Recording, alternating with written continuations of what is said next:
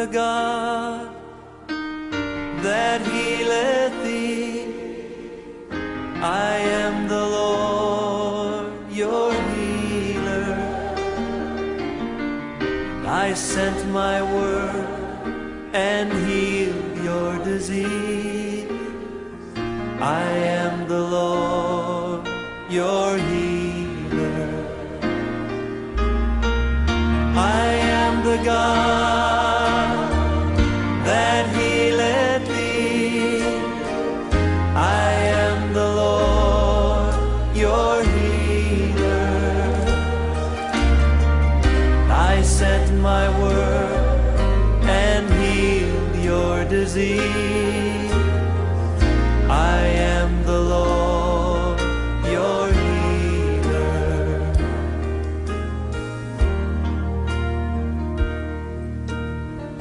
God's name is more powerful than any disease you can name tonight. You might have received a horrible report from the doctors and told you your disease is incurable. But you know what? There's hope tonight. There is hope because God's promised that He would heal us. I want you to put His word on your lips tonight. Sing His word back to Him. And see if His name isn't more powerful than cancer, than heart disease, or any disease that you can name tonight. Oh yes, He's your healer. Purihin ang Diyos na buhay, purihin ang Panginoong Jesucristo. Magandang gabi po sa lahat naming mga mahal na tagapakinig. Ito po ang Jesus, the Healing Word, Miracle Hour. Malugod po namin kayong inaanyayang samahan kami sa isang oras kada linggo sa karanasan ng kapangyarihan ng Diyos sa mga papuri, panalangin, at pagtanggap ng mabuting balita. Mabuting balita na nagbibigay ng buhay, sigla, pag-asa, at kagalingan. Walang iba po kundi ang mga salita ng Diyos. Ito po ang inyong lingkod, Pastor Rick Tesalona, na sasama sa inyo sa isang oras ng mga himala ng Diyos dito po sa Jesus, the Healing Word, Miracle Hour.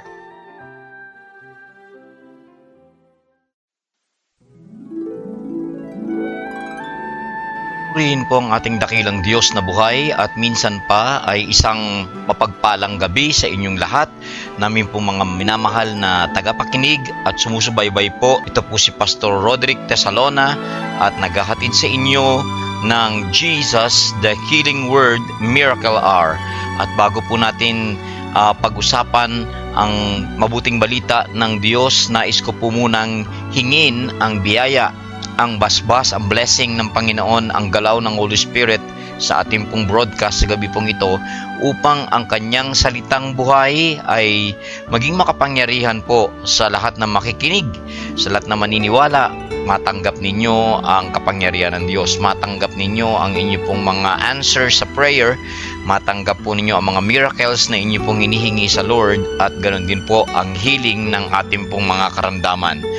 Dakilang Diyos, aming amang nasa langit, sa pangalan ng inyong anak na si Jesus, nagpapasalamat po kami minsan pa sa gabi pong ito ng aming pong radio broadcast ng Jesus, the Healing Word, Miracle Hour, at aming pong kinikilala, tunay Diyos, aming Ama, na si Jesus, si Jesucristo, ang buhay na salita na inyo pong ipinadala upang kami ay tubusin sa ating mga kasalanan at pagalingin sa aming mga karamdaman.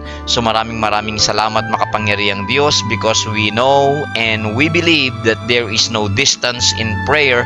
Lahat ng maaabot ng inyong salita ay gagawan nyo ng milagro. Sa pangalan ni Jesus, Amen.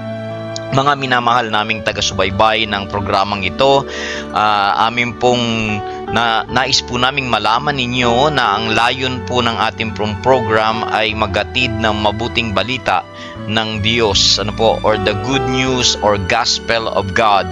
At alam niyo po mga kapatid, sa panahon na ginagalawan natin ngayon, sa kadilimang bumabalot sa sanlibutan, napakarami pong mga suliranin, napakarami pong mga uri ng problema, iba't ibang uri ng problema, napakaraming mga tao ang may sakit, napakarami pong kaguluhan, kaliwakanan, bukod sa ating pong lokal na bansa hanggang sa iba't ibang parte pa po ng mundo at iba't iba pa pong mga bansa.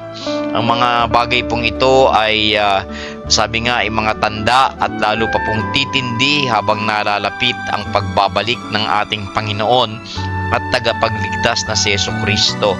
Ito pong mga nakikita natin sa mundo ngayon na mga sufferings and sorrows are signs ng merong magandang gagawin at dadalhin ang pagbabalik ng ating Panginoong Yesus.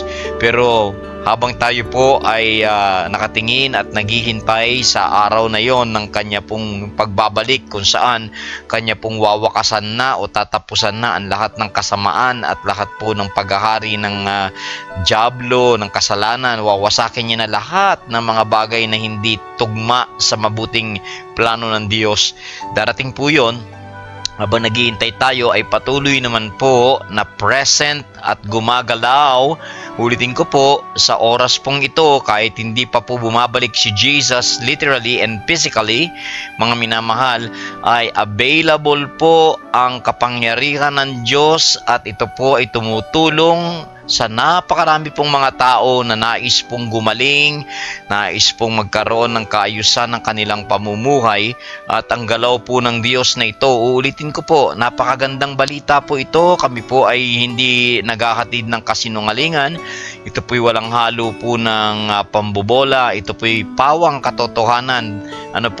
Na ang kapangyarihan ng Diyos ay narito sa atin po ngayon at gumagalaw, available po siya sa pagtulong sa tao. Paano ko po ba, Pastor Roderick, matatanggap ang hipo ng Diyos o makarating sa akin ang kapangyarihan ng Diyos? Dalawang bagay lamang po ang ginagamit ng makapangyarihang Diyos Ama sa buong sanlibutan, sa buong mundo para abutin ang mga individual na buhay. Ito po ay sa pamamagitan ng kanyang Espiritu Santo. Hindi siya nakikita ng mundo. Gumagalaw po ang Diyos sa pamamagitan ng kanyang Espiritu Santo. Minsan po ay nagkaroon ng usapan ang Panginoong Yesus base po sa John chapter 4. Kung inyo pong nabasa o nais pong basahin ang storyang ito po ay nasa Gospel narrative ni John chapter 4 at makikita po natin na si Jesus ay nagkaroon po ng pakikipag-usap sa isang Samaritan woman. Ito po ay doon sa parte ng Israel, pahilaga o pa-north. At sila po ay nagkaroon ng conversation ng ating Panginoon sa may tabi ng isang balon at napakahaba po ng usapang yon patungkol po sa tunay na pagsamba. Now, ang babaeng ito ay umiigib sa katanghaliang tapat. Tanghaling tapat po yun at ang kanya pong uri ng pamumuhay ay masasabi po nating pinag-uusapan ng kanyang bayan sapagkat siya po ay hindi maganda ang reputasyon. Ang babae pong ito ay meron pong naging 5 asawa, 5 mister sa madali pang salita. Sa 5 kanyang marital relationship, puro failure at meron po siyang kinakasama, sa madali pong salita ay ang pang-6 na lalaki sa kanyang buhay na hindi naman po sila kasal. Ang lahat pong ito ay nabanggit ni Jesucristo kung kaya't lalong naging interesado ang ginang o ang babaeng yon sa balon, isang Samaritana, nakaaway ng mga Hudyo. At nagulat po siya paano nalaman ni Jesus ang lahat ng detalye ng kanyang buhay. At sinabi niyang, tila ikaw ay isang propeta. Hindi ba kaya't ikaw ay isang propeta at nalaman mo ang mga bagay na ito? At doon na po nagkaroon sila ng pag-uusap. At sinabi po ni Jesucristo na ang Diyos ay Espiritu. Ang topic po nila ay tungkol po sa pagsamba. At ang unang approach ng ating Panginoong Yesus sa ginang o sa babae ay nahingi o humingi ang ating Panginoon ng inumin. Sapagkat sa pagkakataong yon, sa panahong yon, ang Panginoong Yesus ay nauhaw. At syempre, katulad nga po ng normal na gawain, atin pong kailangan ng tubig para patirin ang ating uhaw. At ang sabi po ng babae ay ikaw ay isang Hudyo, ako ay isang Samaritana. Sabi niya gano'n, At paano kita bibigyan ng tubig? Malalim ang balon. At sabi ni Jesus, kung kilala mo lamang ako, ikaw ang hihingi ng tubig. So nagkaroon na po ng parang paglalaro sa usapan nila. Kanina ay ang Panginoong Yesus ang uhaw at humingi ng tubig sa kanya. At eto biglang suddenly, sinabi po ni Jesus sa babaeng ito, kung ikaw ay nakakakilala o kung kilala mo lamang ang iyong kausap kaharap sa oras na ito, ikaw ang hihingi sa akin. Sa madali pong salita, si Jesus ay uhaw at yung babae po ay uhaw. At ang topic po nila ay tungkol po sa pagsamba. Mga minamahal, ang ating Diyos ay may kinauuhawan. Ano ang kinauuhawan niya sa mga tao? Ang kinauuhawan ng ating Diyos ay ang tunay na pagkakilala at pagsamba sa Kanya ng mga tao. Napakahirap pong sumamba ng isang Diyos. Na hindi po natin totally o hindi po malalim ang ating pagkakilala. Sa madali pong salita, ang tunay po na pagsamba ay hindi lamang po ingay o dasal o isa pong pagpupuri o pagtataas, bagaman yung po yung mga elemento at sangkap ng pag-praise at pag-worship, mga minamahal. Pero ang pinakamalalim at buhay ng linya ng pagsamba ay yung pong relationship. Yung meron po kayong talagang bonding, meron po kayong malalim na pagkakilala sa isa't isa. Kaya nga sabi ni Jesus, kayong mga Samaritana, hindi ninyo alam at kilala ang inyong sinasamba. So napag-usapan na po ang tungkol sa Diyos. Napakahaba pong usapan, subalit ang point ko lamang po dito, mga minamahal, kung kayo po yung nakikinig, sinabi po ni Jesus, sasabihin ko sa iyo kung ano ang Diyos. Ang Diyos ay Espiritu. Ang Diyos po ay Espiritu. Ang Espiritu ng Diyos ay hindi po nahaharangan o nalilimitahan ng layo, ng distansya. Sa mga oras pong ito, ang Espiritu ng Diyos ay gumagalaw, hindi lamang po sa parting ito ng Mindanao, hindi lamang po sa Iligan, hindi lamang sa Marawi, hindi lamang po sa Davao, hindi lamang sa Mindanao, hindi lang sa buong Pilipinas. Ang Espiritu po ng Diyos ay nasasakop ang lahat ng lugar. Mga minamahal, Diyos po ang Panginoon. Sabi nga ng Biblia sa Isaiah, ang lahat ng bansa ay kasing liliit. Ulitin ko po, ang lahat ng bansa o bawat bansa ay para lamang pong drop ng tubig o patak ng tubig sa isang timba, mga minamahal, o isang balde. Can you just imagine kung gaano kalaki ang Diyos na yan, na tumatawag po sa lahat ng bituin sa langit. He calls the stars and guides them and leads them by their names, mga minamahal. Saan ka makakakita ng Diyos na ultimo ang bilang ng ating mga buhok sa ulo ay Kanya pong nalalaman? Kung pag-uusapan po natin, mga minamahal, ang kapangyarihan ng Diyos, kakapusin po ang ating pong panahon at masisiraan po tayo ng bait na maintindihan kung gaano kadakila ang Diyos na ito. Mga kapatid, alam niyo po, napakaganda at meron na po tayong mga sciences sa mga oras po ito, mga agham, mga karunungan. Subalit, maging ang pinakamalalim at pinakamagaling na science ng tao ay hindi pa rin nga po totally, uulitin ko po, hindi pa rin po ganap at totally na-explore, ma-explain, at na maintindihan ng science ang creation lang ng Panginoon, ang laki ng universe. How much more pa po kaya yung Creator? Kaya nais ko pong sabihin sa bawat isa na ang mga nakikita nating langit o dyan sa langit, yung mga bituin sa langit, at ang kalawakan ng langit ay nagpapahayag, nagsasalita kung gaano kakapangyarihan ng ating Diyos. O kapatid, huwag magtiwala lamang po kayo sapagkat walang bagay na hindi kakayanin ng Panginoon. Okay? Now, napakarami pong mga usapin, mga issue, mga balita na minsan po ay imbis na makapagpabuild ng faith, tayo po ay pinanghihinaan ng loob. At naalala ko nga po kung inyong babasahin sa Old Testament, ang Diyos po ay Diyos ng pangako. Subalit ang kaibahan sa Diyos ng pangakong ito, ang ating Panginoong Diyos po ay nangako. Hindi lamang po ito salita na parang babaliwalain niya. Ang sinabi po ng Panginoon sa Isaiah 55, "So shall my word be that goeth forth out of my mouth, it shall not return to me void, but it shall accomplish and prosper into the thing which I sent him to." So mga minamahal, ang bawat binibitawang salita ng Diyos ay hindi babalik sa Panginoong Diyos na hindi po nito natupad ang layunin ng Panginoon. So, makita po natin mga minamahal, paano ba ata, kasi alam niyo po, katulad niyang kuryente.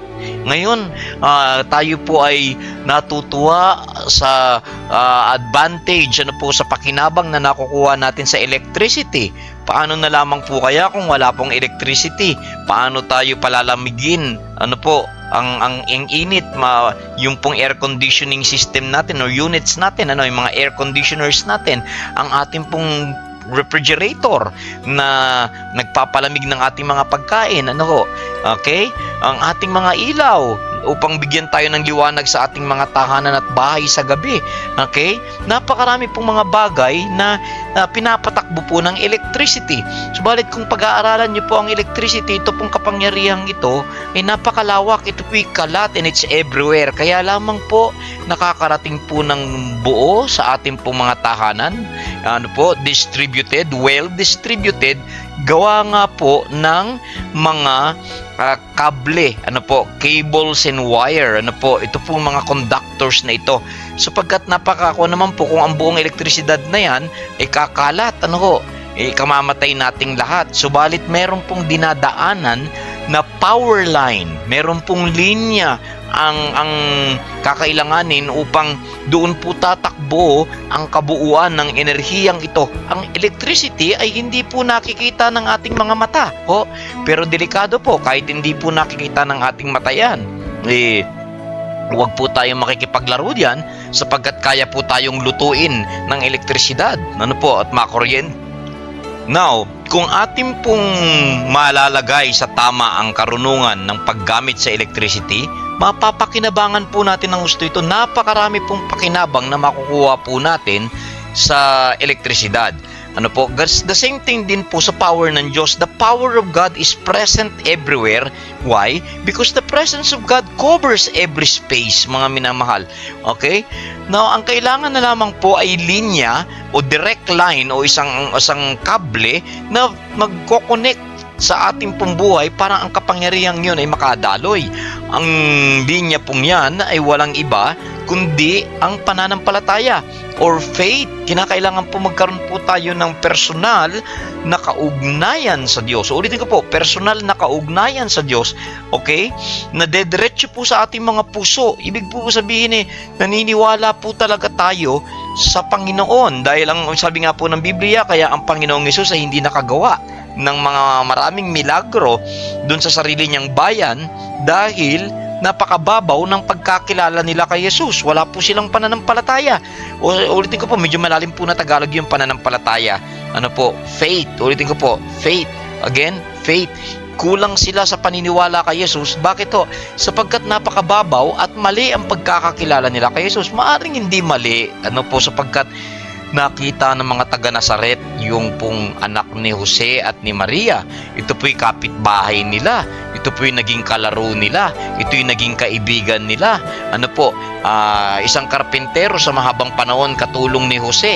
Okay? Maaring umu-order pa sila kay Jesus sa mga panahong bago pa si Jesus ay nabautismuhan ng Holy Spirit sa Jordan River.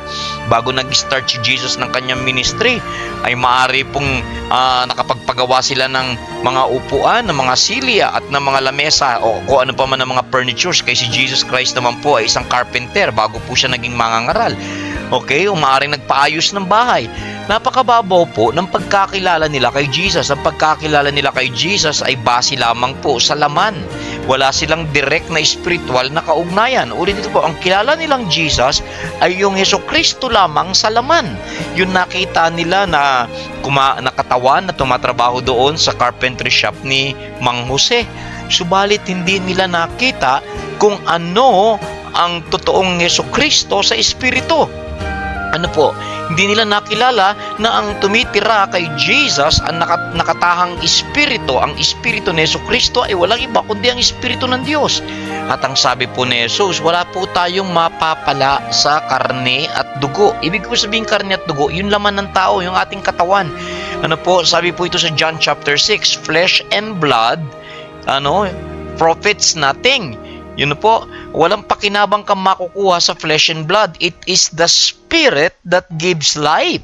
And the words that I speak to you, they are spirit and they are life. Nasasabihin ko na nga po mga minamahal, maaring meron ka pong wire, maaring meron kang rubber. Ano po, yung wire po, yung kable, meron po yun, nakikita po natin yun. Ano ho, yung po yung physical na nakikita natin sa ating mga electricity. Ano po, yung kable, yung alambre, okay? Yun po, subalit yung elektrisidad mismo na tatakbo doon ay hindi po kayang makita ng mata. So the same thing din po, it is the Spirit of God.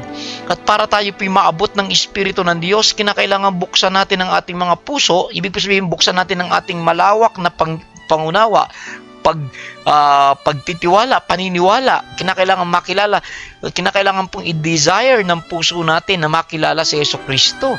In the Spirit, not in the flesh. Ano po, naalala ko po nung si Jesucristo ay naglalakad. Ano po, at alam niyo po, sabi nga, babasa po tayo ng ilang mga nakasulat dito sa Biblia kung bakit si Jesus ay masyado na naging kilala, popular, at kahit saan siya magpunta, ang bahay ay napupuno, kaliwa kanan, sinusundan po siya ng maraming tao. Ang sabi nga po dito, mga minamahal, na ang Panginoong Hesus ay gumawa ng napakarami pong milagro sa Mateo 15, ano po, mga minamahal, 29 to 31, ano po, Mateo 15:29 to 31. Umalis si Jesus doon at dumaan sa baybayin ng dagat ng Galilea. Umakyat siya sa bundok at naupo roon. Lumapit sa kanya ang napakaraming tao na dala ang mga pilay, mga lumpo, mga bulag, mga pipi at marami pang iba. Inilagay nila ang mga ito sa kanyang paanan at sila'y pinagaling niya. Kaya't nagulat ang maraming tao nang makita nilang nagsasalita na ang mga pipi, gumaling ang mga lumpo, lumalakad ang mga pilay at nakakita ang mga bulag at nagpupuri, lumuluwalhati sa Diyos ng Israel.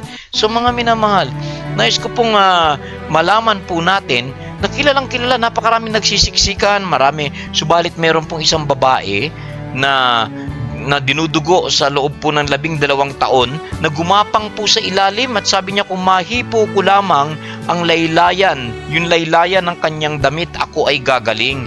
At alam niyo po, ang nakahawakan ng babaeng ito ay yun nandun lamang po sa laylayan ng damit ni Jesus doon sa may parting paanan. At napakarami mga tao. At sabi po ni Jesucristo, sino ang humipo sa akin? Okay? So mga minamahal, sabi po ni Pedro at ng mga ilang alagad, bakit mo tinatanong yan? Hindi mo nakikita na siksikan dito. Napakaraming tao ang gustong humipo sa iyo, yumakap sa iyo, subalit may humipo sa akin. Hindi naman po nahipo ng babaeng ito ang pisikal na katawan ni Jesucristo, ang nahipo lamang ay yung laylayan ng damit. Paano nyo nasabi? Sapagkat lumabas ang kapangyarihan mula sa akin.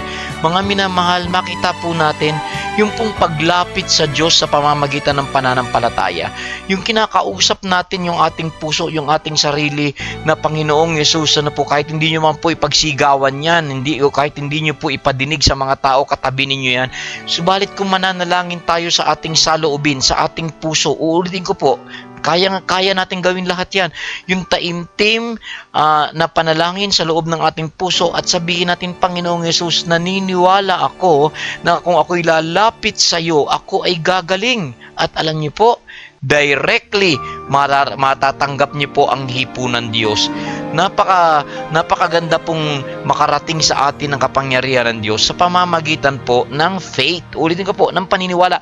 Kung wala po tayo o kulang tayo sa paniniwala sa Kanya o sa Kanyang mga salita, nagiging mabagal po o nagiging mahina, at kung talagang walang-wala ay hindi makakarating sa atin ang kapangyarihan ng Diyos. Katulad po yan ng mga disconnected, mga tinatawag na naputulan ng kuryente. Okay? Hindi na mapailaw ang kanilang mga bahay, hindi na gumagana ang kanilang mga electrical appliances. Bakit to? Dahil wala na pong supply ng kuryente. Sa madaling salita ay disconnected na, putol na. So mga minamahal, kung ang ating pananampalataya o faith life ay disconnected kay God, kay Lord, hindi po makadaloy ang kanyang kapangyarihan sa atin. So gusto niyo po siguro sabihin, paano ko mapapalakas ang aking faith, Pastor Roderick? Isa lamang po, kung humihina at wala tayong faith, simple lamang po, Dahil tayo po ay disconnected doon sa source. Kinakailangan magkaroon tayo ng koneksyon. Kinakailangan magpakabit po tayo ng koneksyon doon sa kapangyarihan na yon. At alam niyo po ba, since yung wire o yung cable o yung power line ay faith, ang paraan para tayo po magkaroon ng koneksyon is magkaroon po ng relasyon sa buhay na salita ng Diyos. Sinong buhay na salita ng Diyos? Si Jesucristo.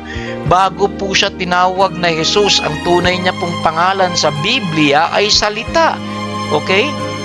O Logos. Sa John chapter 1, sinabi po doon, in the beginning was the Logos. Ibig po sabihin yan sa salitang Greek ay living word, buhay na salita o buhay na isip, ang kabuuang isip ng Diyos.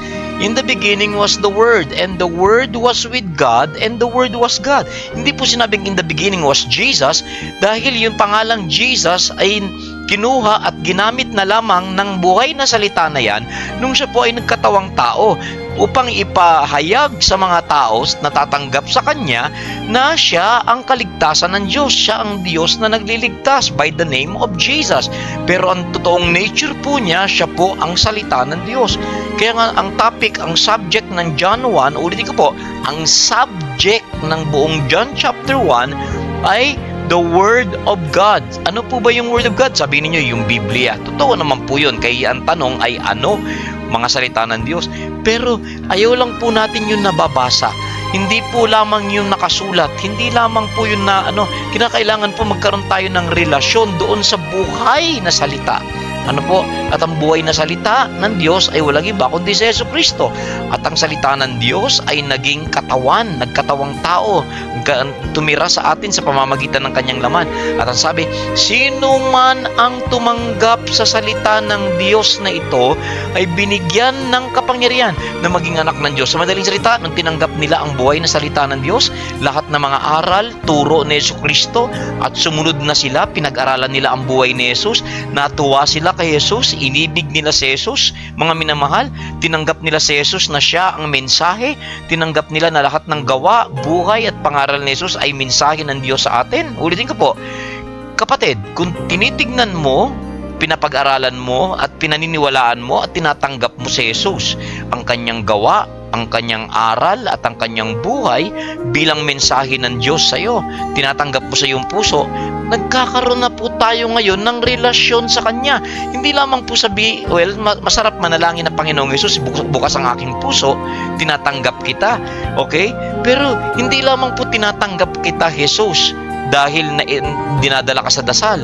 O ano po? Kundi, napag-aralan na ba natin, naintindihan na ba natin ang buhay niya talaga? Naintindihan na po ba natin na si Jesus yung mensahe ng Diyos sa atin? Ano ba mga pinaggagawa ni Jesus? Hindi ba siya gumawa lamang ng puro pawang kabutihan? Pinagaling niya, tumulong siya, nagliligtas siya. Mga minamahal, maging ang pinakamasamang makasalanan na ibinigyan niya po ng pag-asa. So mga kapatid, siya ang pag-ibig ng Diyos na matay upang tayong lahat ay tubusin sa ating pagkakasala. Okay? Tinulungan niya po ang mga walang makain. Napakaraming ulit na ang Panginoong Hesus ay gumawa ng milagro. Umaapaw ang uhuling isda. Nagkaroon po ng panghanda sa kasalan. Nagkaroon po ng napakaraming tinapay na ipinakain sa mga tao. Okay? Nandoon ang mga hirap na po dahil sa sakit ng kanilang mga ketungin at luminis ang kanilang balat. Mga minamahal, ulit-ulitin ko po, yung hindi makakita ng liwanag at nangangapa, nabubuhay sa dilim, binuksan niya ang kanilang mga mata. Walang ginawang masama ang Panginoong Yesus. Sa madaling salita, ang buhay niya ng pagsunod sa kalooban ng Ama, yun ang mensahe. Everything, the very life of Jesus, the example na pinakita niya, the works na ginawa niya, at yung mga salita niya, naintindihan na po ba natin? Tinatanggap po ba natin sa ating puso? Hindi lamang po na Lord Jesus, I receive you, pero uulitin ko po yung tatlong importanteng elemento about Jesus. Then dun nyo lang po masasabi na tinanggap nyo na po talaga si Jesus. Naintindihan na po ba natin? Sinusundan ba natin ang kanyang buhay? Ano po? Nangungusap ba sa atin kung ano ang buhay ni Jesus? Siya po ang pag-ibig ng Diyos sa atin. Yung kanya pong mga gawa, sinira niya lahat ng gawain ng dyablo upang tayo ay palayain, at ang kanya pong mga salita at turo at aral, kung atin pong susubaybayan, tatanggapin, paniniwalaan, aaralin at iintindihin ang kanyang buhay, ang kanya pong mensahe at ang kanyang mga gawa, at tanggapin natin yon na may paniniwala sa puso natin, na i-establish na po yung koneksyon at makakadaloy na po ngayon ang kapangyarihan ng Diyos sa ating mga buhay. Kapatid, mahal na kaibigan, gusto niyo po ba na dumaloy ang kapangyarihan ng Diyos sa inyo? Sabi ko nga po sa una, dalawang bagay na ang kapangyarihan ng Diyos ay kumikilos sa mundo ngayon sa pamamagitan ng mabuting balita, ng ebanghelyo, ng gospel na ang tinuturo ay si Jesucristo, at sa pamamagitan ng Espiritu Santo, sapagkat ang Diyos ay Espiritu. Sa lahat ng tatanggap sa buhay na salita ng Diyos na si Jesus, ibig sabihin ang buhay niya, ang turo niya, aral, at kanyang mga gawa, tinanggap niyo, pinaniwalaan, ay bibigyan din po ng Espiritu ng Diyos. At pagka tinanggap natin ang Espiritu ng Diyos, doon na po ang daloy ng kanyang kapangyarihan. Ngayon po tayo dadako sa panalangin, at maaring gusto niyo pong maranasan na kayo ay gumaling. Sabihin po natin, let us establish that relationship upang magkaroon po ng connection so where the power of God can flow. Ulitin ko po, faith cometh by hearing, and hearing of the Word of God.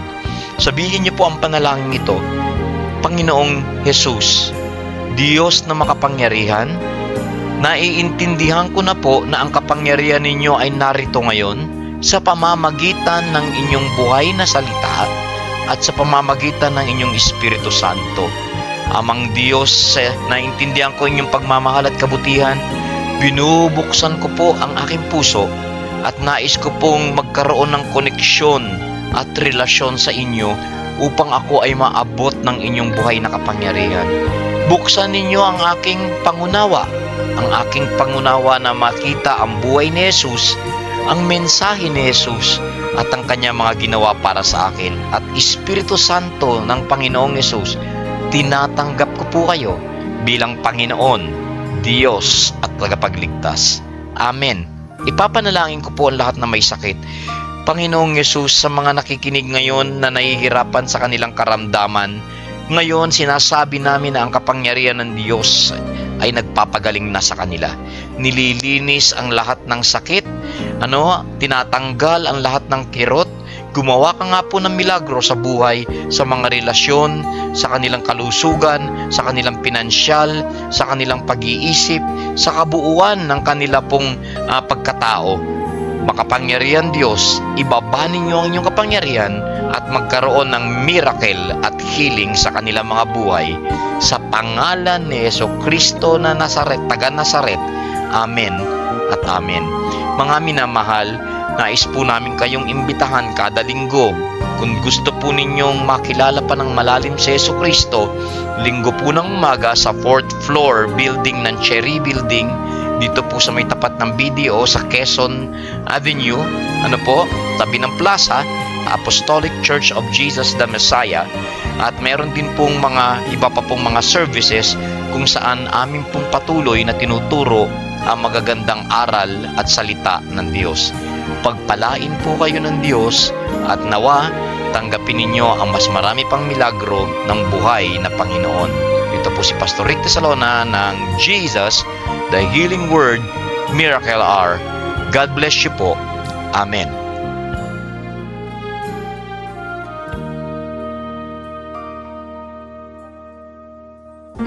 I am the God that healeth thee. I am the Lord, your healer. I sent my word and healed your disease. I am the Lord, your healer. I am the God that healeth thee. I am the Lord, your healer. I sent my word and healed your disease. I am the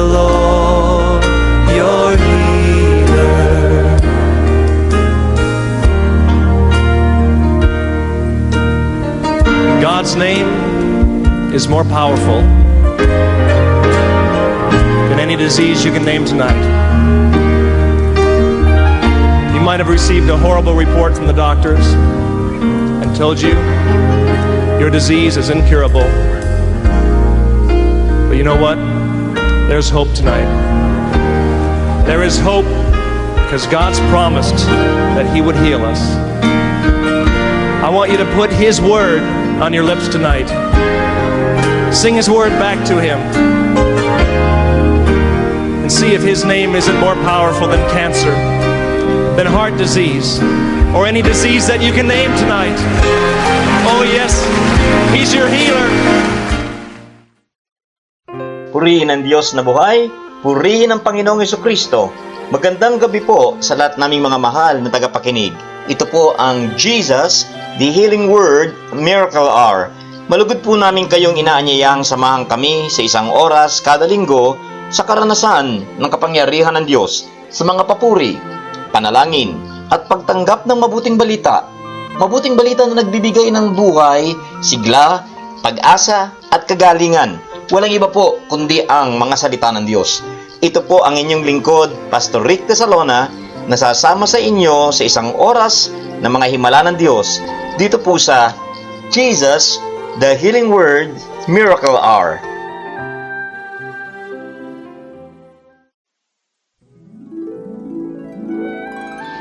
Purihin po ang Diyos at magandang gabi sa aming pong mga mahal na tagapakinig at sumusubaybay sa ating pong programang Jesus, the Healing Word, Miracle Hour. Pastor Rick Tesalona po ang inyong lingkod, kasama at kaibigan na makakasama po ninyo sa pagtalakay ng mabuting balita ng Diyos at mga gawa ni Kristo. Panalangin. Panginoong Diyos, Ama naming nasa langit, aming pong idinadasal na sa mga oras na ito na malaya na ipinapahayag ang inyong salita. Kumilos po kayo, Panginoon. Pagpalain ninyo ang inyong mga buhay na salita at ang lahat ng makikinig na abutin ninyo anuman ang kanilang mga pangangailangan, anuman ang kanilang kalalagayan, anuman ang kanilang karamdaman. Hiningi po namin na ang inyo pong buhay na salita ay gumawa ng himala at milagro. Sa inyong lahat ang papuri at pasasalamat sa pangalan ni Jesus. Amen. Mga minamahal, ulitin po natin na ang ating pong ipinapahayag sa ating pong programa ay ang mabuting balita ni Kristo o ang mabuting balita ng Diyos. The Gospel of Christ, the Gospel of God. And speaks of the Gospel of the Kingdom. Pag sinabi po natin Kingdom, ating pong tinutukoy ang paghahari at kapangyarihan ng Diyos. At mga minamahal, mabuting balita sapagkat ating pong ipinapahayag na ang tao ay pinapalaya ng Diyos sa pamamagitan po ng pagpapatawad sa kanilang mga kasalanan. Kung kaya nga po't ipinadala ang kanyang kaisa-isang anak na si Jesucristo, namatay sa krus dahil sa ating mga kasalanan. At kung tatanggapin po natin ang kanyang sacrifice na yon, ang kanyang makapangyarihang dugo na wala pong bahid ng anumang kasalanan, atin pong tinatanggap ang kapatawaran ng Diyos. Hindi lamang po kapatawaran, dala din po na mabuting balita ang pagpapagaling ng Panginoon. Sabi nga ng Word, Jesus Christ is the same yesterday, today, and forever. Si Jesucristo ay hindi nagbabago, siya pa ring Panginoon noon, ngayon, at magpakailanman. Kung kaya't anuman ang mga ginawa ng ating Panginoong Jesucristo noong mga panahon na siya'y lumakad sa lupa, ay siya pa rin pong mararanasan ng mga taong tatawag at hihipo kay Jesus. Physically, ang Panginoong Jesus ay naroon na po sa langit, nakaupo, at naghihintay tayo sa kanyang muling pagbabalik. Subalit ang Espiritu ni Kristo at ang kanyang mga buhay na salita ay malaya pong ipinapangaral. At ang tangi pong hipo natin na magagawa ay ang hipo ng pananampalataya, ang paniwalaan at pasalamatan. Uulitin ko po, dalawa lamang po yun, ang paniwalaan at ang pasalamatan sa kanya pong kapangyarihan. Mga minamahal, nais ko pong bumasa ng isang istorya ng mga milagro ni Jesus nung siya po ay lumakad dito sa lupa, 2,000 taon na po ang nakakalipas. Ito po yung matatagpuan natin sa mabuting balita ayon kay San Marcos, chapter 2, verse 1. Ito po sa English ay pinamagatang Jesus Healing the Paralytic o ang pagpapagaling ni Jesus sa lalaking lumpo.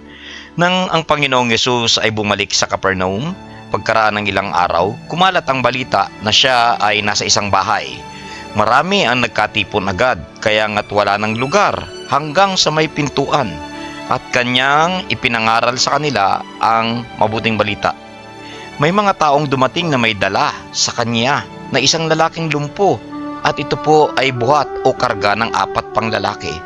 Nang hindi na nila ito mailapit sa kanya dahil nga sa karamihan ng tao na pumupuno sa pintuan, kanilang tinanggal ang bubungan sa tapat ng kinaroroonan ni Jesus, at ng kanilang mabutas yon, ibiniba nila ang higaang kinahihigaan ng lumpo. Nang makita ni Jesus ang kanilang pananampalataya, sinabi niya sa lumpo, "Anak, pinatatawad ko na ang iyong mga kasalanan." May ilan sa mga eskriba o mga relihiyosong lider na naroon ay nagtanong sa kanilang mga puso, bakit nagsasalita ng ganito ang taong ito? Siya'y lumalapastangan. Sino ba ang makapagpapatawad ng mga kasalanan maliban sa Diyos lamang? Nabatid ni Jesus sa kanyang espiritu ang mga pagtatanong na yon sa kanilang mga sarili, at agad niyang sinabi sa kanila, "Bakit nagtatanong kayo ng ganito sa inyong mga puso? Alin ba ang mas madali? Ang sabihin sa lumpo, pinatatawad na ang iyong mga kasalanan, o ang sabihing tumayo ka, damputin mo ang iyong higaan at lumakad ka? Ngunit upang malaman ninyong lahat na ang Anak ng Tao ay may kapangyarihan sa lupa na magpatawad ng kasalanan," kaagad na sinabi ni Jesus sa lumpo, "Tumayo ka, damputin mo ang iyong higaan at umuwi ka." Tumayo nga siya agad at dinampot ang higaan at umalis sa kanilang harapan. Ano pat namangha silang lahat at niluwalhati nila ang Diyos, nagsasabing, kailan pa man hindi pa tayo nakakita ng ganito. Ang Diyos ang magpala sa pagkabasa ng kanyang salita. Mga minamahal, nakita po natin isa sa mga hindi natin nanaising magkaroon na karamdaman ay ang pagiging lumpo o magkaroon ng paralysis. Ito po ay isang debilitating disease na talagang magbibigay po ng inconvenience doon sa taong meron nito. Hindi ka makalakad, immobile ka, hindi ka makagalaw, hindi ka makalayo, totally dependent ka sa tulong ng mga aakay sa iyo, depende sa stage ng iyong paralysis.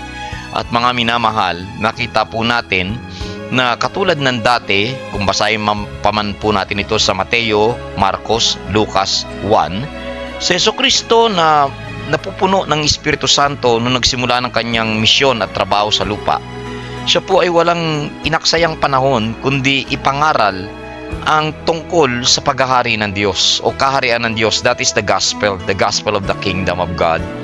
Dito po binibigyan pong diin ni Jesucristo na pag inalaw natin at ating pong i-desire ng malalim sa ating mga puso na tayo po'y pagharian ng Diyos na Espiritu, ating pong mararanasan ang kanya pong kapangyarihan na magmimit sa lahat ng ating pangangailangan o sasagot at tutugon o susolusyon sa ano pa mang pong meron tayong problema o pangangailangan. Kailangan po natin ng kapunuan at tanging kapangyarihan ng Diyos. Si Jesucristo o ang ating Panginoong Yesus na taga Nazaret ay hindi lamang po nangaral, hindi lamang isang guro na nangangako ng magagandang bagay. Bagkus sa pangangaral po ng ating Panginoong Yesus, siya po kaagad ay dinadala ito sa isang buhay na demonstrasyon o aksyon. Pagka ipinangaral niya ang pagpapagaling ng Diyos, kaagad-agad niya pong pinapagalingan lahat ng mga may sakit. Kung kaya't napakarami po ang sumunod sa ating Panginoong Yesus. Ang kanya pong pangalan ay naging matunog sa iba't ibang sulok po ng Israel. At mga minamahal, katulad po ng mga karamdaman at sakit, wala pong taong mayroong gusto niyan. Subalit sa Biblia, ating pong makikita na ang ugat ng lahat ng ating pong paghihirap, kahirapan at karamdaman ay ang ating pong mga kasalanan. Nung ang tao po ay hindi pa napapahiwalay sa Diyos gawa ng kasalanan, lahat po ng biyaya, lahat po ng kalayaan, wala pong pagkakaalam ang tao tungkol po sa sakit o sa kamatayan o ano pa mang uri ng kahirapan, sapagkat ang lahat ng ito ay bunga nga po ng tinatawag na sumpa ng kasalanan. Kinakailangan pong mabunot ang mga ugat na yon. Dito nakita po natin sa eksena ang isang kawawang lumpo na kinakailangan pong buhatin ang kanyang higaan ng 4 na lalaki. makikita po natin, napaka-symbolic mga minamahal, na para sa di makalakad na may sakit na ito ng paralysis o lumpo, 4 na lalaki ang nagdala sa kanya sa Panginoong Yesus. Alam niyo po, pag aking minumuni-muni, itong 4 na lalaking ito, it's like a symbolic mga minamahal ng 4 na ibanghilista sa Biblia na tumuturo at nagdadala sa atin sa Panginoong Yesus sa pamamagitan po ng pagkilala sa Kanya. Ito pong mga 4 na lalaking ito na akin pong tinutukoy sa Bible ay walang iba kundi si Matthew, si Mark, si Luke at si John. 4 lamang po ang nakita natin sa Biblia na gumawa po o sumulat ng tinatawag pong gospel narratives. Ulitin ko po, si Mateo, si Marcos, si Lucas, si Juan, Matthew, Mark, Luke, and John.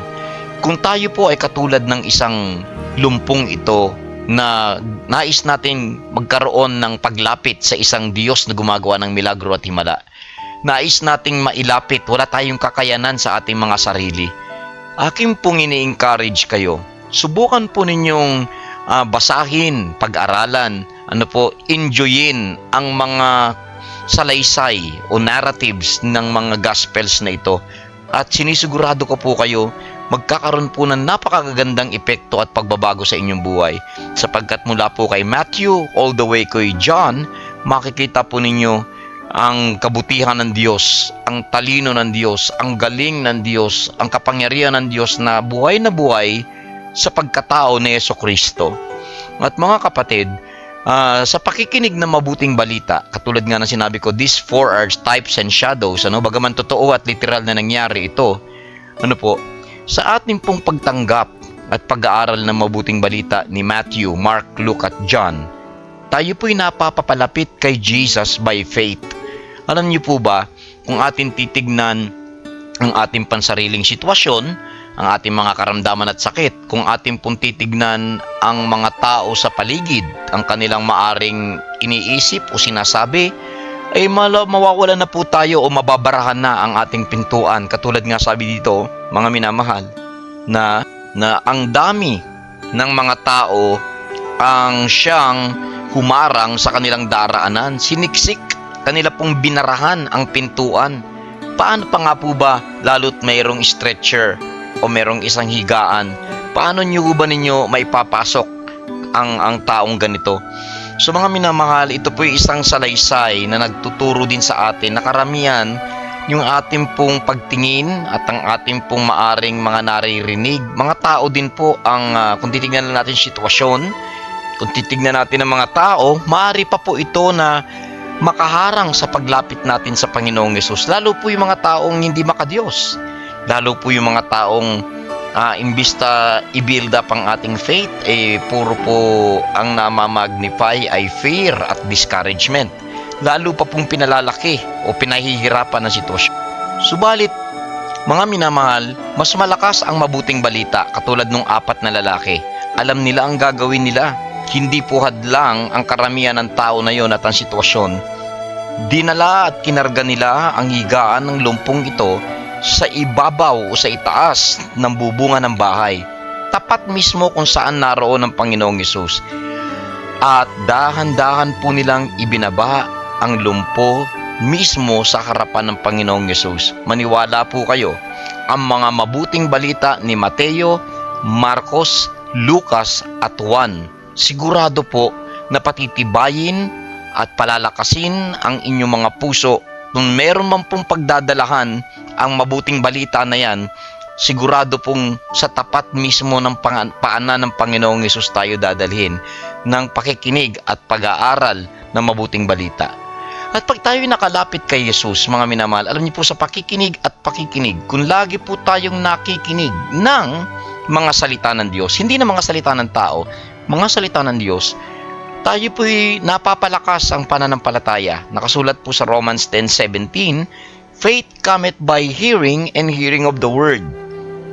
Mga minamahal, atin pong malalaman kung nangihina o wala tayong pananampalataya. Simple lamang po na example dyan at illustration ay katulad po ng electric pan. o ng mga electrical appliances na pag na-unplug doon sa electricity, ito po wala na pong kakayanang pang gumana. Ganon din po ang ating pananampalataya. Kung tayo po ay walang koneksyon sa Diyos, mga kapatid, hindi nakakadaloy ang kanyang faith at ang kanyang power sa atin. Kung tayo ay huminto na sa pakikinig o pag-aaral na wala na po tayo ng interes sa salita ng Diyos, asahan po natin na ang ating pananampalataya ay hihina din. Kung kaya't aking pong ini-encourage ang bawat isa, higit sa lahat, bago pa man mga tao ang ating pakinggan, bakit hindi natin piliing pakinggan ang mga buhay na salita ng Diyos? So mga minamahal, ang trabaho ng faith ay dalihin tayo. Ang unang priority po, ulitin ko po, the moment ng isang tao ay nakinig ng mabuting balita ang salita ng Diyos, ang darating sa kanya ay faith o pananampalataya. Sabi po ng Bible, faith cometh, dumarating ang pananampalataya sa pakikinig. So mga minamahal, the moment na dumating ang pananampalataya sa ating mga puso, ang unang prioridad na gagawin nito sa atin ay dalihin tayo sa Diyos. Sabi po yan sa Hebrews chapter 11 verse 6, for without faith, it is impossible to please God. Kung walang pananampalataya, napaka-imposible nating mapasaya ang Diyos. For he who comes to God, sino man ang lumalapit sa Diyos, must believe in his heart, na maniwala sa kanyang puso ng buo na ang nilalapitan niya ay Diyos. Wala pong limitasyon ang Diyos na hindi alam kung ano ang imposible, na ang nilalapitan mo talaga ay Diyos, and that He rewards those who diligently seek Him. So the first priority of faith, once a person receive it by hearing the gospel, is to come to God. Lahat ng mga tumanggap ng milagro ng Diyos sa Biblia, lalo na po yung mga taong tumanggap ng healings noong time ni Jesus, lahat po sila ay gumawa ng unang hakbang. Ano po yung unang hakbang ng pananampalataya? It's drawing near or coming to Him. Lumalapit po. Talagang hahanapin natin ang Panginoon. Ano po, yun ang magiging priority po ng faith. At alam niyo ba na ang mabuting balita ay nagsasabi din sa atin na katulad ng sabi ko kanina, ang bunga o ang ugat ng lahat ng mga hindi magandang nangyayari sa buhay natin ay gawa po ng kasalanan. Ang kasalanan po ay tinawag po ng Diyos na masama. Kaya nga po tinawag na masama. Now, kung ang ating pong itatanim ay buto ng mangga, makakaasa po kayo na pag lumaki ang puno, ang buto ng mangga na yan, pag yan ay naging ganap na isang puno, ang bubunga din po niyan ay mangga. Kung ano yon, siya din bunga. Kung ay tinanim po ninyo ay durian, siguradong durian din po ang lalabas. Kung ang nasa puso natin ay puro kasalanan, huwag po tayong umasa na magiging maganda ang magiging bunga nito sa buhay natin. Kung kaya't mga minamahal, ang paglapit kay Jesus sa pamamagitan ng pananampalataya, malaking bagay po ang gagawing pagbabago sa buhay natin at sa sitwasyon o sakit natin o pangit na nangyayari sa atin. The moment po na nabunot ang ugat, automatically, ulitin ko po, pag binunot ninyo ang ugat ng halaman o ng anumang puno, makikita nyo gradually, nandun pa rin naman yung mga bunga. Pero the moment na na-unroot, mga kapatid, ang yan, unti-unti na po itong mamamatay from the roots all the way hanggang doon sa mga bunga nito. Nakikita po natin napakaraming mga tao na inoperahan sa cancer at akala po nila ay nawala na. Subalit sa ilang panahon lamang, mapapansin po natin may mga tinatawag po na recurrence, pagbabalik despite of the surgical removal. Kasi nga po mga minamahal, ang magagawa lamang po ng medisina ay putulin yun pong puno, ay hindi po yung bunga o yung prutas. Subalit ang mabuting balita ng Diyos, ang magagawa po nito ay bunutin mismo ang ugat. At si Kristo, nung nakita po ang paglapit ng lumpong ito at nung apat, ang binigay ni Jesus ay hindi po nagwika kaagad si Jesus na okay, believe ako sa inyong pananampalataya, ibibigay ko sa inyo ang hinihingi ninyo. Hindi, ang una pong sinabi ni Jesus ay, anak, ang iyong mga sala ay pinapatawad na. nakita po natin na ang isang istorya, isang eksena na binubunot na po ni Kristo, binubunot na po ni Jesucristo mismo yung ugat na pinagmulan ng paralysis na ito. Subalit meron po mga relihiyosong leader doon na imbis na sila ay magpuri sa Diyos, sa bagay hindi po natin sila masisisi sapagkat ang nakikita, nadidinig at nalalaman nilang Jesus ay gawa lamang po sa katawan lupa at na may dugo. Hindi po nila nakikilala ng malalim si Jesus sa espiritu kung sino siya. At sabi nila ay, anong klaseng lapastangan ang sinasabi ng Panginoong Jesus dahil nagpapatawad siya ng kasalanan, ni tao lamang siya. Alam niyo mga minamahal, kaagad-agad kung hindi ba naman Diyos ang Panginoong Jesus, ito po ay sinabi ng mga taong nag-criticize sa Kanya nang hindi po gumagalaw ang bibig. Sila po ay nagtatanong sa loob ng kanilang mga puso, sa kanilang mga sarili. Yan po yung nandito po sa Mark, mga minamahal. Ano po? At kaagad-agad ay nabatid ni Jesus o ni Jesus ang kanilang mga pagtatanong sa kanilang mga sarili. Paano mababasa ni Jesus yun kung hindi po siya Diyos? At kaagad-agad pinatunayan ng Panginoong Jesus na ang sabi po, para malaman ninyo na ako ay may kapangyarihang magpatawad ng kasalanan, ay alin ba ang mas madali? Ang sabihin pinatatawad na ang iyong kasalanan o sabihin na tumayo ka at lumakad? At upang malaman ninyo na ako ay may kapangyarihang magpatawad, kagad-agad binalingan ni Jesucristo ang lumpo at sinabi pong, okay, anak, tayo, okay, tumayo ka at iyong iligpit ang iyong higaan at lumakad. At mga minamahal, kaagad-agad ay tumayo siya sa verse 12. Dinampot ang higaan, lumakad at umalis sa harapan nilang lahat. So mga minamahal, nakita po natin ang epekto kaagad pag nabunot yung ugat.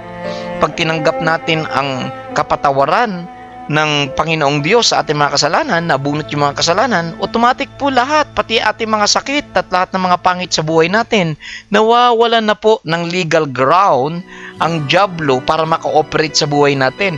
Kung kaya't ang unang-una pong pakay ni Jesucristo o ng Diyos sa buhay ng lahat ng tao ay mapatawad, mahugasan at malinisan ang kasalanan. Dahil ang kasalanan po ay hindi magdudulot kailanman ng mabuting bunga. Ang kabayaran palagi ng kasalanan ay tiyak na kamatayan at pagkakahiwalay sa Diyos. At ang tanging espiritu lang po na kaya pong mag-operate sa buhay natin pag tayo ay may kasalanan ay ang kaaway ng Diyos na si Satanas, na pumaparito para magnakaw, mangwasak at pumatay. Subalit pumarito si Jesucristo upang wasakin lahat ng gawa ng dyablo. Nandyan po sa unang 1 o sa 1 John. For this purpose was the Son of God manifest, that He might destroy the works of the evil one. Mga minamahal, napakasarap, napakaganda na isipin na ang Panginoong Diyos through Jesus ay nagbuhos ng isang napakataas po na bayad, pambayad, panglinis, panghugas sa ating kasalanan. Ito po'y walang iba kundi ang kanyang banal na dugo. Sabi ng Revelation chapter 12 verse 11, tuluyan nilang nagapi, na defeat, na destroy, na overcome ang diablo, si Satanas, sa pamamagitan ng dugo ng kordero. So by the blood of the Lamb. So mga minamahal, para maintindihan natin, gusto nyo po ba na ma-enjoy ang mga biyaya ng Diyos? Katulad po ng malayang pamumuhay, meron tayong kapayapaan ng isip. Gusto po ba nating gumaling ang ating mga katawang lupa sa ating pong mga sakit na pisikal? Sakit na ating pong dinaramdam sa ating mga emosyon, mga nasugatang relasyon. Mga minamahal, napakarami pong uri ng sakit. Hindi lamang po pisikal sa katawan, meron din pong sakit ng kaluluwa, kung saan wala ka pong kapayapaan sa iyong kaisipan at nagdaramdam ang iyong puso. Nais ka pong palayain ng ating Panginoong Diyos sa pamamagitan na naman po ng one word, kapatawaran, para maintindihan natin lahat ng benepisyo na pwede pong ma-enjoy ng tao, yung benepisyo ng kabutihan ng Diyos. Inyo pong kinakailangan basahin ang Psalms chapter 103. Doon po ay sinabi ni Haring David kung paano ma-enjoy ng isang tao ang blessing ng Panginoon. Ito po ang sabi ni King David sa pangunang mga verses sa Psalms 103. Bless the Lord, O my soul. Oh, bless the Lord, all that is within me. Bless His holy name. Bless the Lord, O my soul, and forget not all His benefits. Ito po ang unang-una. Who forgives all your sins and iniquities. Ang unang-unang hakbang ng Diyos para ma-enjoy natin ang kanyang blessing ay patawarin ang ating mga kasalanan. So mga minamahal, para matanggap natin ang paglilinis at kapatawaran na yan, kailangan po natin ng mababang loob. Yung pag-amin ng may kababaan. Hindi po tayo didepensa at mga ngatuwiran pa sa Diyos. Hindi po. Tayo po ay mababang aamin na nagkasala sa kanyang harapan at kailangan natin ang kanyang awa at kapatawaran. Sabi po ng Biblia, God gives grace to the humble. Mabilis pong nabubuhos ang awa ng Diyos sa mga tao pong mababa ang loob o humble. Ano po? Hindi po hambog. Kinakailangan po in humility nating hingin yung forgiveness. And then, who forgiveth all your iniquities, ang sabi po, ang susunod kaagad na sinabi ni Haring David sa Psalms 103 after forgiveness is, who heals all your infirmities, at siya din po na nagpapagaling sa iyong mga karamdaman. Kaagad-agad po ang secret, mga minamahal, sa kagalingan ay mapatawad ang ating mga kasalanan. Kaagad-agad pag tinanggap natin yung tinatawag po na forgiveness at paglaya, paghuhugas ng dugo ni Jesucristo, kaagad-agad po susunod ang mga kagalingan o pagpapagaling sa ating mga sakit. Kaya nga po, sinabi ng Biblia, tanging dugo niya ang maglilinis ng ating mga kasalanan, at sa pamamagitan ng kanyang mga sugat, tayo ay nagsigaling. O purihin mo ang Panginoon, kaluluwa ko, sabi ni David. Huwag mong kakalimutan ang kanyang mga biyaya. Siya na nagpapatawad sa lahat mong mga kasalanan, at siya ding magpapagaling ng lahat mong karamdaman. Hindi lamang po kapatawaran at kagalingan ang ibibigay ng Diyos. Siya po ay tutubusin din ang iyong buhay mula sa kapahamakan. So kung ano pa po mga disgrasya na nagbabanta sa atin, may tinatawag pong deliverance o divine na pagtulong, intervention ng Diyos. At hindi lamang po forgiveness at healing, at hindi lamang po deliverance, sinabi po ay kokoronahan ka pa niya ng kanyang awa at tapat na pagmamahal. So bibigyan niya po ng peace of mind. Upon your head, He will crown you with mercy and loving kindness. At siya din bubusog sa iyo ng mga mabubuting bagay. Wala siyang idadamot. Kakainin mo ang mabubuting bagay, pat magkakaroon ka ng panibagong kalakasan katulad ng sa agila. So mga minamahal, yan po ang mga benepisyo ng paglapit sa Diyos. Kinakailangan po lumapit tayo sa Diyos ng may pananampalataya. Paano tayo ulit magkakaroon ng pananampalataya? Pakinggan po natin, ipakarga natin katulad ng lumpong ito ang buhay natin sa mga 4 na tao na ito. Sino itong 4 na tao na ito? Yung mabuting balita ng Diyos, yung salita ng Diyos, the Gospels, the Word of God. Because faith can only be activated by the Word of God. It comes by the Word of God, and it will bring us to God Himself. And when we come to God, mga minamahal, umasa po kayo, hindi kayo aalis na hindi nyo nadala ang mga benepisyong ito. May benepisyo po ang paglapit sa Diyos. Hindi po sasantuhin ng pananampalataya ang mga circumstances o mga harang. Hindi po. Kahit pa imposible, kahit nakita ninyo na maraming kontra, kahit marami pong mga problema, kaya pong gumawa ng pananampalataya ng paraan para makalapit lamang po kay Jesus. Mga minamahal, dalangin ko na na-bless po kayo sa programa natin ngayong gabi. At katulad po ng ating pong pinag-usapan ngayon, hanggang ngayon, bukas, mayaman at malaya ang mga benepisyo ng Diyos. At kapatid na nakikinig, gusto mo bang tumanggap ng kagalingan? Gusto mo bang mapalaya? Gusto mo bang maka-experience ng mga milagro ng Diyos sa iyong buhay? Napaka-simple lamang po. Ito po ay ang magbaba tayo ng ating sarili, aminin natin ang ating mga pagkakamali at kasalanan, at paniwalaan natin ang salita ng Diyos. Bayaan mo na ang salita ng Diyos ay mag-build up ng faith at lumapit tayo kay Jesus na hindi po tayo nag-aalinlangan. Maniwala po kayo, hindi niya kayo itataboy o babaliwalain. Sabihin po natin ang panalangin ito sa Kanya ngayong gabi. Panginoong Yesus, pinaniniwalaan kong ang Diyos ay mabuti, na Siya ay isang ama katulad ng inyong mga itinuro, at ako'y isang anak na nagkasala. Lumalapit ako, Ama, humihingi ng kapatawaran. At Panginoong Yesus, kayo ang buhay na salita ng Diyos. Naniniwala po ako, tinatanggap ko po ang salita ng Diyos, ang Panginoong Yesus sa aking puso. Ngayon po, umaasa ako na nililinis ninyo at pinatawad nyo na ang aking mga kasalanan. Ako po'y pinagagaling nyo na ngayon sa aking mga sakit at tinutulungan ninyo makabangon at magkaroon ng buhay na masagana at buhay na walang hanggan. Sa iyo na ang aking buhay, Panginoong Yesus. Amen. Kung kayo po'y naniniwala sa panalangin ngayon, akin pong idinideklara sa lahat ng mga may karamdaman ngayon, lumaya ka sa iyong karamdaman, tanggapin mo ang iyong kagalingan. Sa may mga suliranin, tanggapin nyo ang milagro ng Diyos, ang Diyos ay gumagawa ng himala. Mga kapatid, buhay ang salita ng Diyos, buhay ang Panginoon. Kung gusto niyo pa pong malalim na makilala ang Panginoon at maranasan pa ang mga milagro niya, samahan po ninyo kami sa aming pong pag-aaral ng salita ng Diyos kada Sunday sa Apostolic Church of Jesus the Messiah, 4th floor ng Cherry Building dito po sa Iligan City sa may Quezon. Quezon Boulevard, tapat lamang po ng BDO doon sa may City Plaza, mga minamahal. At naniniwala po ako na ang mayamang blessing ng Diyos ay sumainyong lahat, sumaating lahat ngayong gabi. Muli, ito po si Pastor Roderick Tesalona at ang kapangyarihan ng Diyos ay sumainyo as you receive Jesus, the healing word. God bless you po. God bless you po.